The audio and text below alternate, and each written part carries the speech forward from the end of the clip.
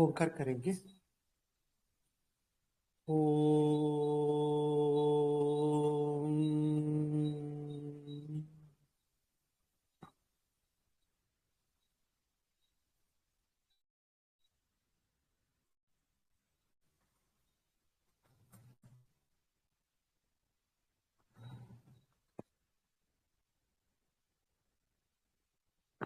तो कल सोमयाग संबंधी महावेदी की चर्चा की थी। चित्र बाद में देख के भी कुछ तो परिचय तो हो गया होगा सबको। हाँ आचार्य।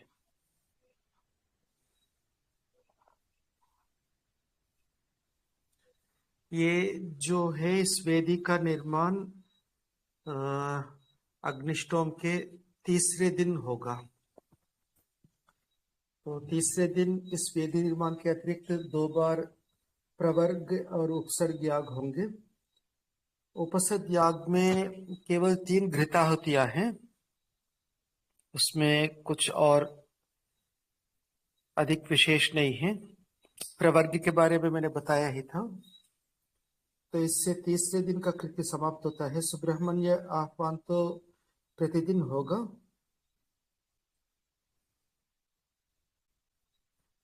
और 1 मिनट,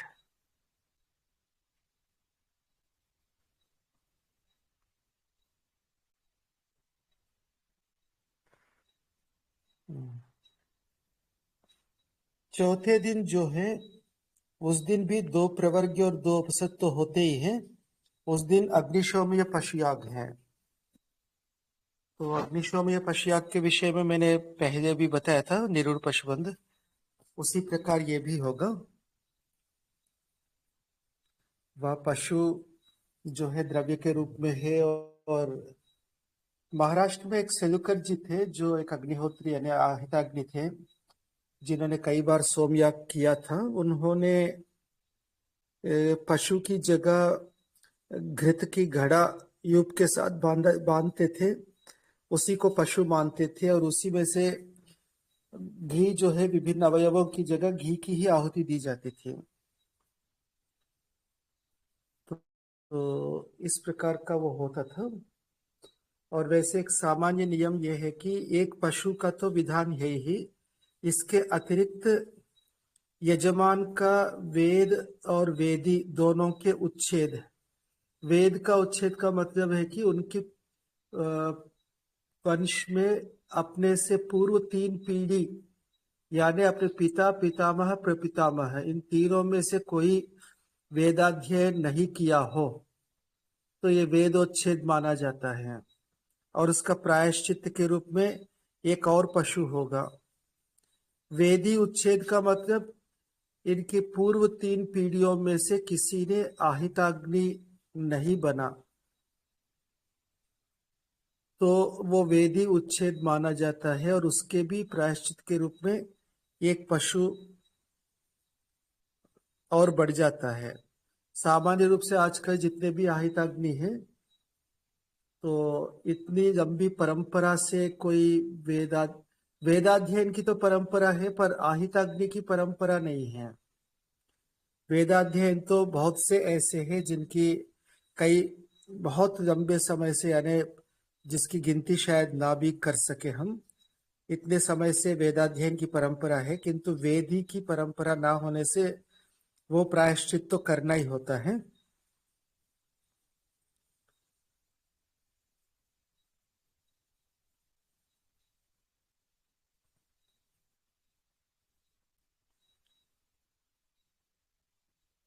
और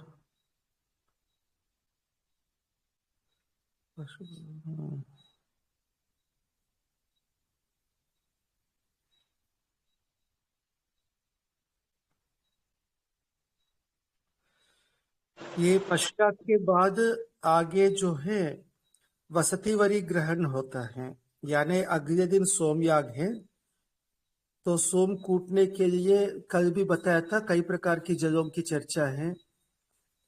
तो एक तो है प्रकार जहाँ तड़ाग कूप इत्यादि जहाँ जल स्थिर है, तो वहां से जो जल लाया जाता है उसको एक धनाह कहते हैं। ये हविर्दान मंडप के अंदर सबसे नीचे बाएं तरफ यदि चित्र है तो आप देख सकते हैं, एक धना नाम के 3 घड़े हैं। वो तो सुत्या दिन प्रातः काल किया जाएगा, क्योंकि कुआं वगैरह पास में ही होते हैं, जाने में समय नहीं लगता। किंतु वसती वरी जो है ना, वो बहने वाला जल है, यानी कोई नदी वगैरह इस प्रकार का जहाँ बहने की स्थिति है, वहां का जल लाया जाता है, वो वसती वरी है। वो तो पहले ही जाना पड़ेगा। हो सकता है किसी किसी स्थान पे तो होगा ही, नहीं तो बहुत दूर से ही नदी से जाना होगा। तो वो सारा जो है उसका संपादन चौथे दिन ही होता है।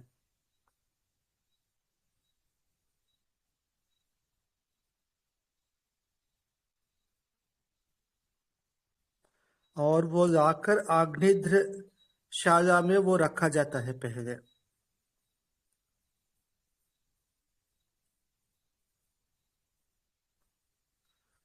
और इसके बाद आगे 5वां दिन जो सबसे मुख्य दिन है, जो सुत्याह कहते हैं, सुत्या दिन कहते हैं। तो प्रातःकाल बहुत जल्दी ही सभी ऋत्विजों को उठना होगा। 4 बजे तक तो सब उठ के स्नान आदि करके तैयार होके वहां मंडप में जाते हैं।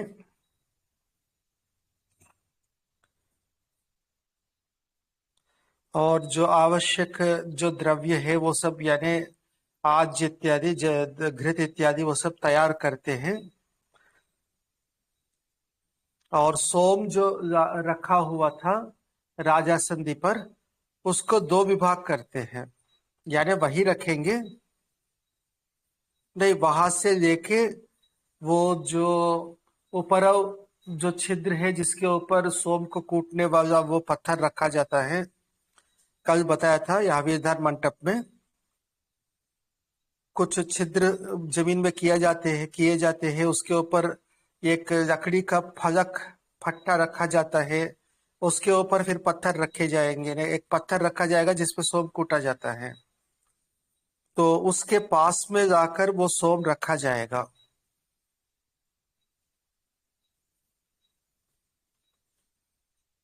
और इसके बाद सबसे पहले होता है प्रातः अनुवाक। ये होता के द्वारा बोला जाता है और अध्वर्यु पास में बैठता है। प्रातः अनुवाक का आरंभ पक्षियों के आवाज करने से पूर्व होना चाहिए, यानी सूर्योदय अभी होगा नहीं, उषः काल होगा, उसी समय होना चाहिए। तो ये 4 बजे उठेंगे तो स्नान आदि जो नित्य कृत्यों से निवृत्त होके यज्ञशाला में आके घृतादि सब तैयारी कुछ वो सब जो भी कुछ करेंगे, वो सब करके उषः काल से पूर्व या उषः काल के समय जो पक्षियों की आवाज हो उससे पहले पहले होता जो है प्रातरानुवाक नाम का शस्त्र है। शस्त्र का मतलब अनेक ऋचाओं का समूह है, अनेक सूक्त उसमें होंगे, उनका पाठ करेगा। तो किन किन सूक्तों का इसमें संग्रहण है, ये सब जो है ना ऐतरेय ब्राह्मण में, क्योंकि होता का जो भी कार्य है उसका वर्णन ऐतरेय ब्राह्मण में होगा। ये मैंने पहले भी बताया होगा, होता ऋग्वेदी है, तो उनके जो भी कृत्य है वो ऐतरेय ब्राह्मण में होते हैं। अध्वर्यु की जो भी कृत्य है वो शतपथ या तैत्तरीय इत्यादि जो यजुर्वेद के ब्राह्मण है उनमें होंगे। और जो उद्गात्री वर्ग का जो भी कार्य है, सामगान संबंधी कैसे कितने प्रकार के पृष्ठ है, कितने प्रकार की पवमान है इत्यादि, वो सारा उनकी चर्चा इनकी तांड्य ब्राह्मण या राख्यान और द्राह्यान सूत्रों में होगा। तो ये प्रातः अनुवाक का पाठ होता करेगा, एक छोटी सी आसंदी पे बैठ के करेगा। होता के सामने अध्वर्यु थोड़ा सा ऊंचे आसंदी पे बैठेगा, और होता जैसे मंत्र बोलता जाएगा बीच बीच में अध्वर्यु जो है शोन शामो देवा ओथामो देवा इस प्रकार का वो प्रतिगार करता है।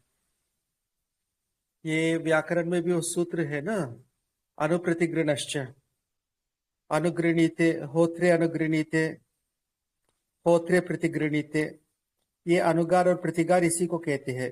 श्रोश्यामो देव, ओथामो देव, ये दोनों शब्दों का यानी एक प्रकार से होता को उत्साह देने की बात, बड़े बड़े अच्छे शस्त्र का पाठ चल रहा है और आगे बढ़ो आगे बढ़ो, इस प्रकार का वो होगा उसका भाव। तो ये अध्वर्यु तो होता के सामने बैठ गया, अब अध्वर्यु हिल नहीं सकता, और उसी समय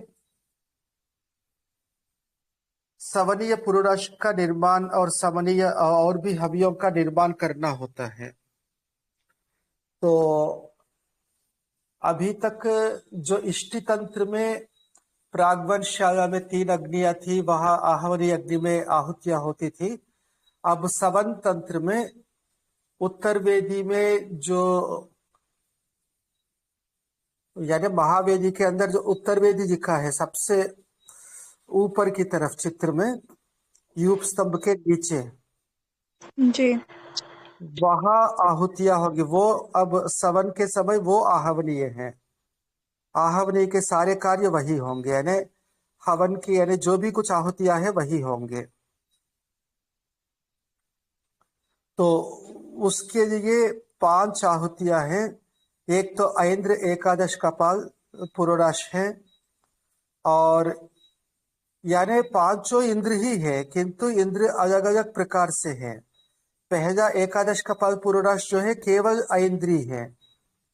दूसरा इंद्र हरिवान इंद्र, यानी अपने घोड़े के साथ जो इंद्र, तो गुण बदल जाते हैं देवता के, तो उसके लिए धाना है। और पूषणवान इंद्र के लिए करम्भ है। ये करम्भ क्या है मैं अभी भूल गया, 1 मिनट।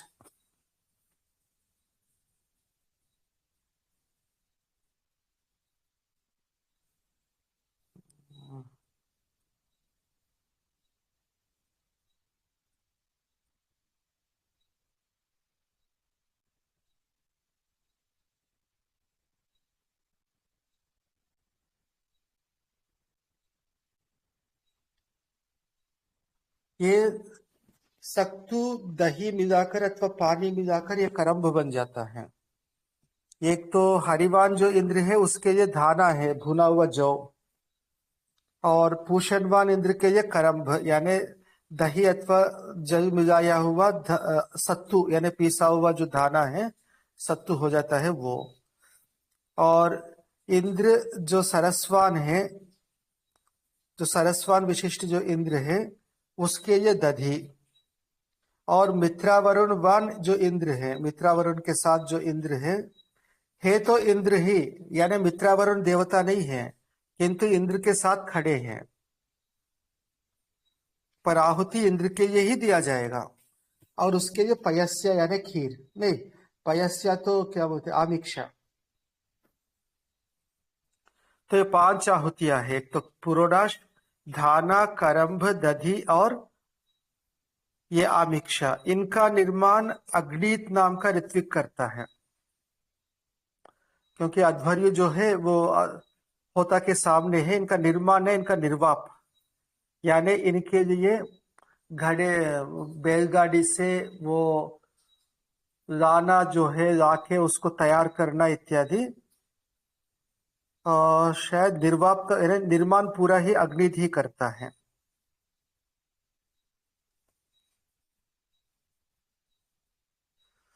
यानी ये सब हवियों को तैयार करके रखता है।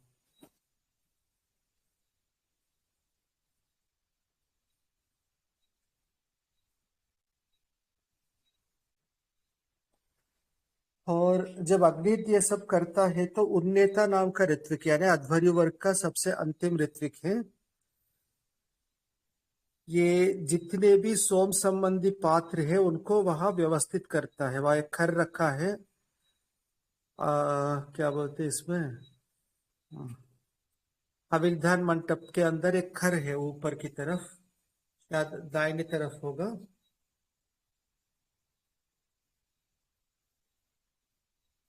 एक मिनट मैं भी चित्र खोल दूं।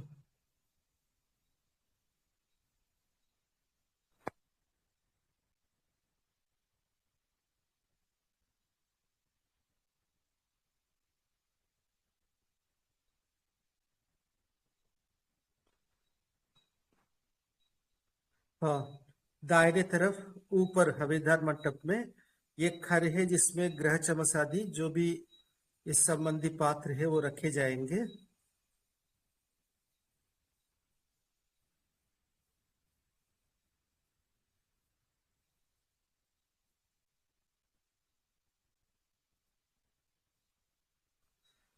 और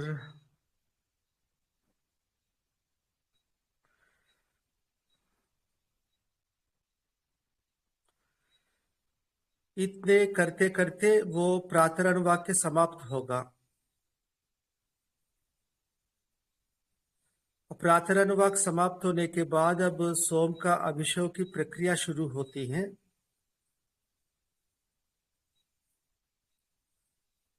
और उसमें 4 ऋत्विक हैं।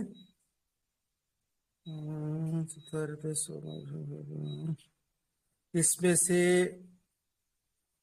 यानी 4 जो है अध्वर्यु, प्रतिप्रस्थाता, प्रस्तोता और प्रतिहर्ता, ये 4 ऋत्विक अभिषेक के समय यानी उसमें भाग लेते हैं। यजमान और ब्रह्मा भी पास में बैठे रहते हैं। वो एक प्रकार से साक्षी बन के बैठे रहते हैं। कार्य जो करने वाले हैं अध्वर्यु, प्रतिप्रस्थाता, ये दोनों तो अध्वर्यु वर्ग के हैं। प्रस्तोता जो है उद्गाता के वर्ग के हैं। प्रतिहर्ता भी उद्गाता के वर्ग के हैं। तो इनमें से उत्तर दिशा में अध्वर्यु बैठेगा, दक्षिण यानी अध्वर्यु और यजमान दोनों उत्तर में होंगे, दक्षिण में ब्रह्मा बैठेगा। प्रतिप्रस्थाता और नहीं, ब्रह्मा, प्रतिप्रस्थाता, उन्नेता और नेष्टा ये सारे दक्षिण की तरफ बैठेंगे।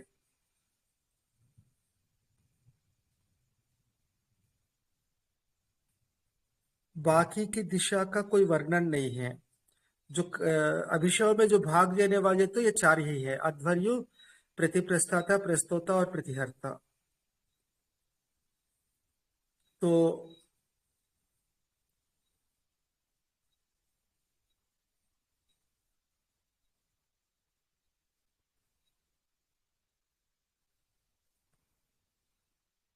ये चारों जब बैठते हैं तो अध्वर्यु जो है एक पत्थर रखता है। वहां पहले तो ऊपर नाम के 4-6 खड्डे होंगे वहां। उनके ऊपर पहले एक लकड़ी का पट्टा रखा जाएगा, उसके ऊपर एक पत्थर रखा जाएगा जिसका नाम दिया है उपांश सवन। नाम पत्थर का नाम ही उपांश सवन है। वो रखा जाएगा। उसके ऊपर 5 बार करके सोम जो है ना रखा जाएगा।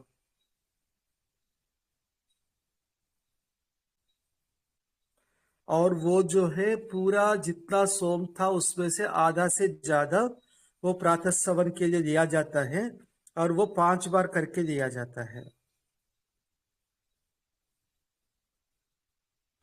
और उसके बाद अभिषेक यानी सोम को कूटने की बात है।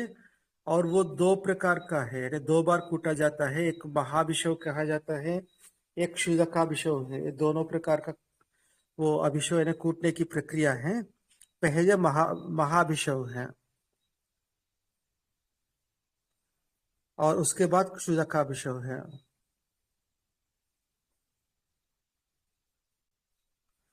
अच्छा, इसमें एक कार्य इस पुस्तक में तो नहीं है। यानी प्रातः काल जो है एक धनाह नाम का जल लाया जाता है जो तालाब अथवा कुएं से, और वो रखे जाएंगे। और वो जल वसती वर्ग के साथ मिलाकर वो रखे जाते हैं जिसको निर्ग्राभ्य कहते हैं। दोनों प्रकार के जल जोड़कर ही उनसे सोम कूटा जाता है। कुछ वसती वर्ग का और निर्ग्राभ्य दोनों का प्रयोग होता है।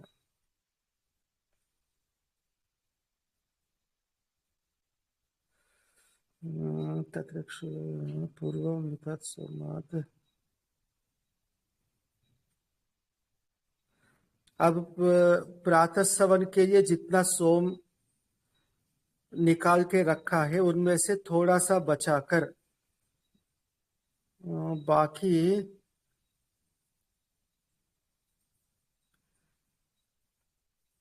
वो उस पत्थर के ऊपर रखे। एक मिनट।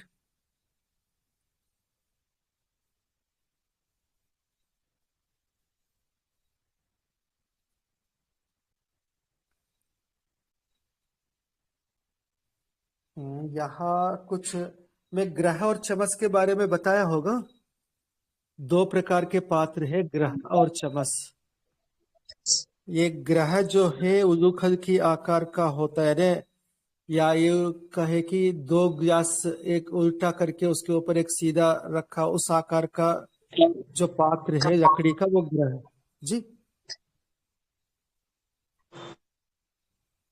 ये ग्रह है। और चमस जो है चौकोर आकार का पात्र है जिसका हैंडल लगा रहता है। तो उसमें चमस जो है विभिन्न ऋत्विजों के नाम से होते हैं। होत्र चमस, अध्वर्य चमस, उद्गात्र चमस इत्यादि। ग्रह जो है विभिन्न देवताओं के नाम से होते हैं। इसके अतिरिक्त भी कुछ और पात्र है सोम के लिए। ये दोनों मुख्य है।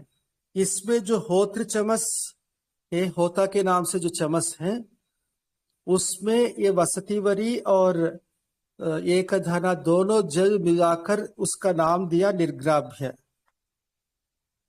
वो जल वो भी रखे जाएंगे, कुछ सोम हटके यानी बचा के अलग से रखा जाएगा। ये सब तैयार करने के बाद अब महाभिषेक शुरू होता है। तो 4 ऋत्विक जो बताए हैं, नहीं पहले तो कुछ हो,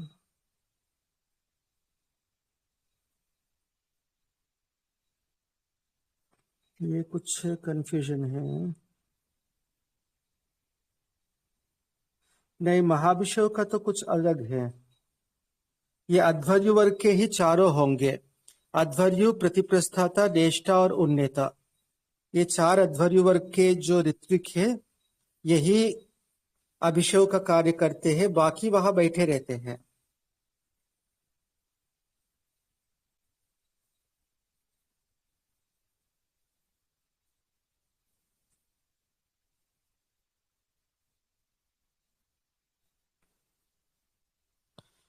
तो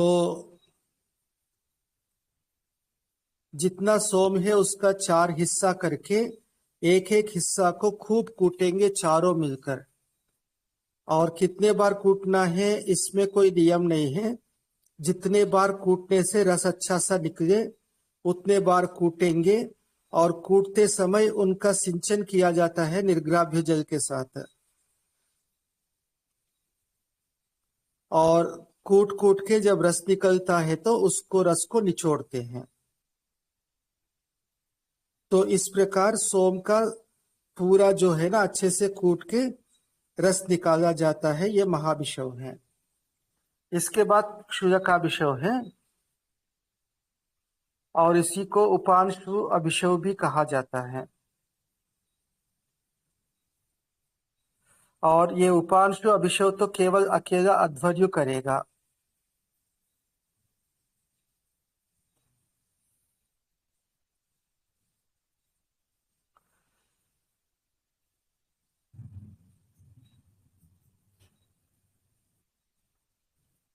तो ये क्षुल्लकाभिषेक है, 3 बार कूटा जाता है। इसमें पहले जो सोम के टुकड़े अलग किए थे वो अलग से रखेंगे और होत्र चमच में निर्ग्राभ्य जल लेंगे और सोम के ऊपर थोड़ा सा वो आसिंचन करके 8 बार कूटेंगे गिन के। ज्यादा नहीं कूटना, 8 बार कूटेंगे और इसके बाद उसको निचोड़ेंगे।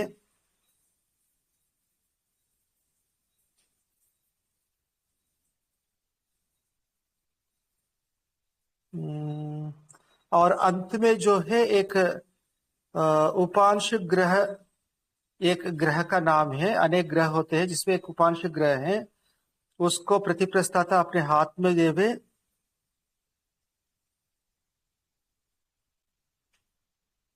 और उसमें अध्वर्य जो है अपने मुट्ठी से सोम को निचोड़कर उपांश ग्रह के अंदर यानी उसको भर दे।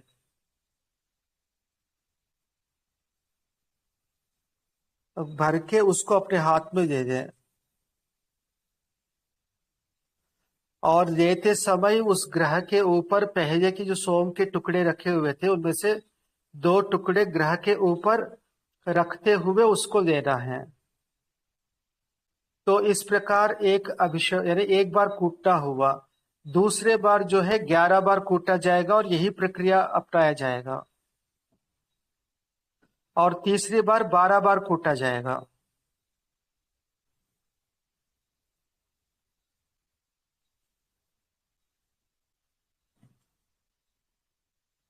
हम्म,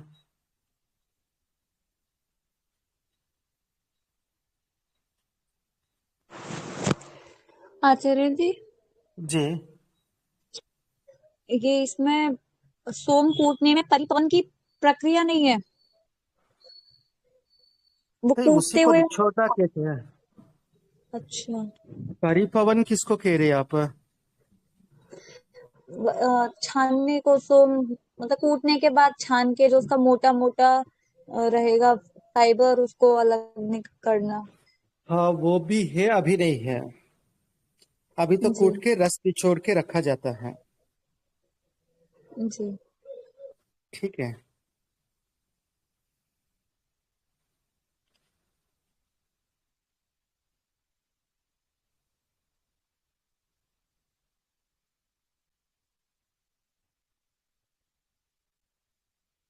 हम्म,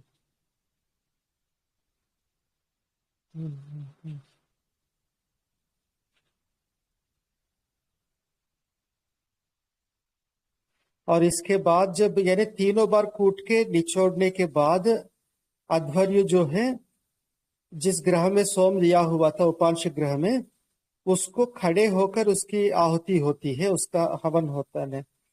क्या बोलते हैं, हवन होता है ना, याग नहीं है ये। किंतु क्योंकि उत्तर वेदी में जब याग हो यानी चाहे वो आहु यानी हवन हो या याग हो, वो ऊंचा होता है, जमीन से काफी ऊंचा होता है। बैठकर वहां संभव नहीं है, इससे वो खड़े होके ही यानी दिए जाएंगे। हम्म,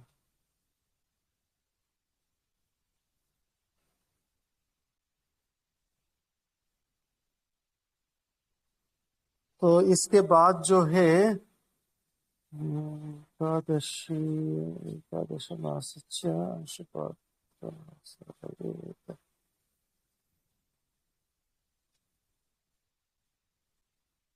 यानी अब दो प्रकार का सोम है आपके पास, एक पहले महाभिषेक का और फिर क्षुयकाभिषेक का, दोनों को जो है वो अपने अपनी जगह पर रखे जाएंगे। तो ये हो गया अभिषेक, अभिषेक का कार्य पूरा हो गया। इतना प्रातः काल ये सब बहुत जल्दी किया जाता है।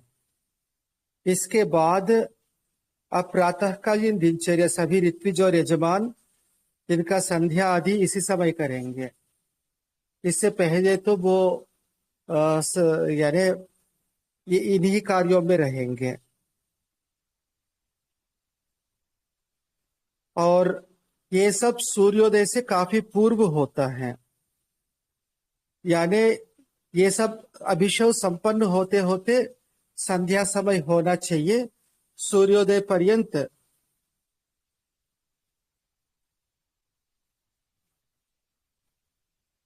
एक अंतर्याम संजक ग्रह का ग्रहण करके उसका होम और उसको अपनी जगह पर रखना, ये सब किया जाता है।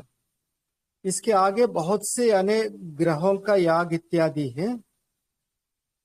आज इतना ही रखेंगे, थोड़ा सा मुझे भी समस्या हो रही है। कल यदि बिजली है तो होगा, नहीं तो नहीं, वैसे होना चाहिए, आज बारिश बहुत तेज है। तो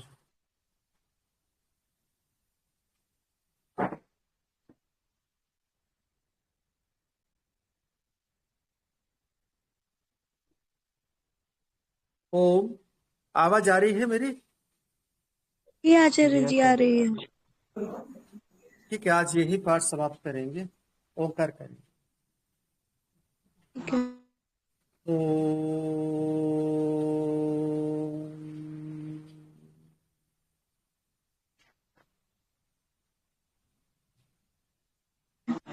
नमस्ते आचार्य जी। जी रंगा, नमस्ते।